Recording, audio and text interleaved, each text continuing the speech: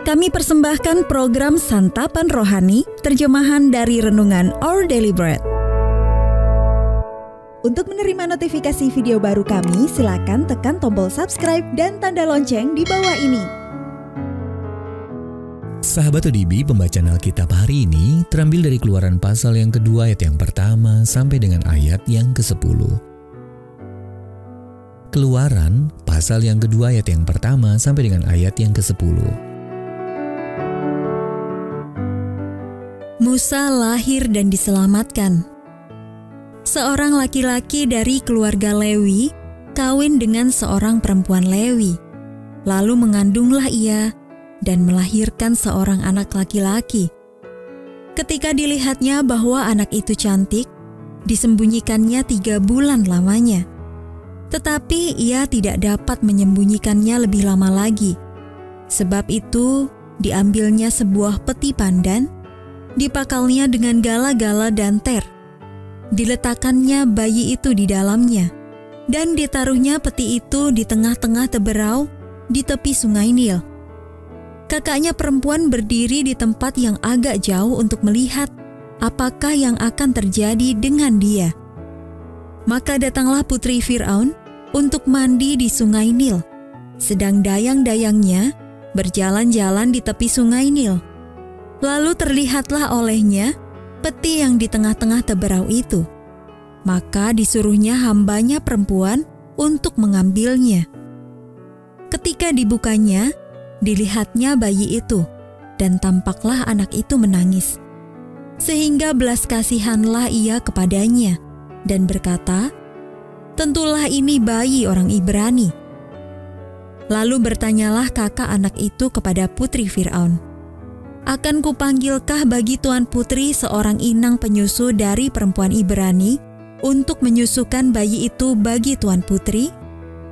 Sahut putri Firaun kepadanya, "Baiklah." Lalu pergilah gadis itu memanggil ibu bayi itu.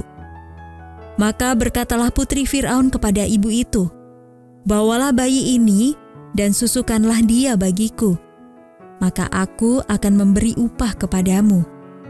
Kemudian perempuan itu mengambil bayi itu dan menyusuinya. Ketika anak itu telah besar, dibawanyalah kepada putri Firaun yang mengangkatnya menjadi anaknya dan menamainya Musa.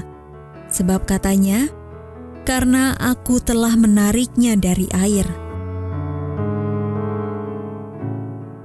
Ayat mas renungan hari ini terambil dari Keluaran pasal yang kedua, ayat yang ke-5 sampai dengan ayat yang ke-6.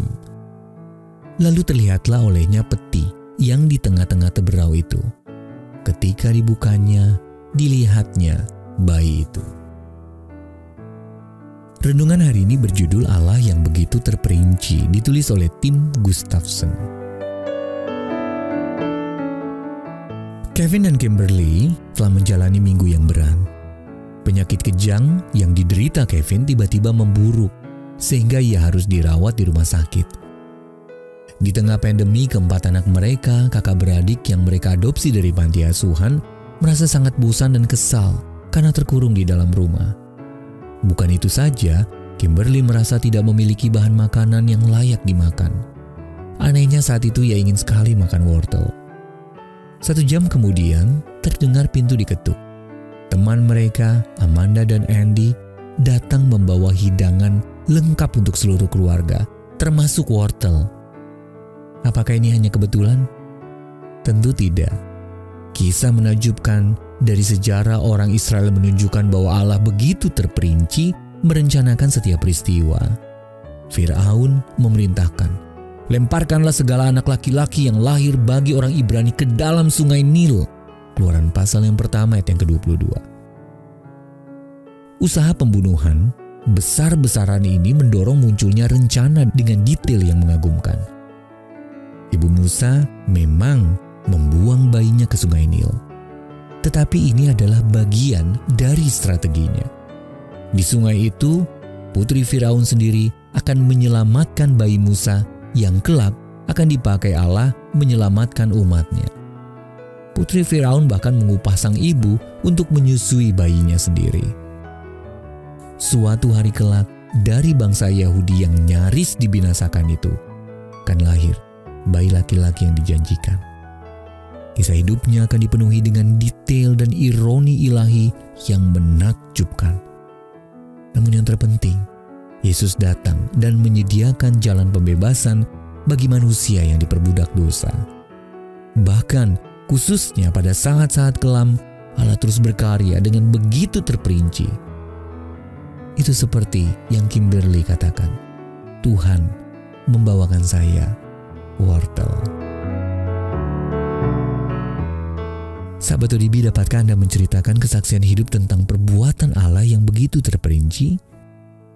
Lalu bagaimana hal tersebut telah memperkuat iman Anda?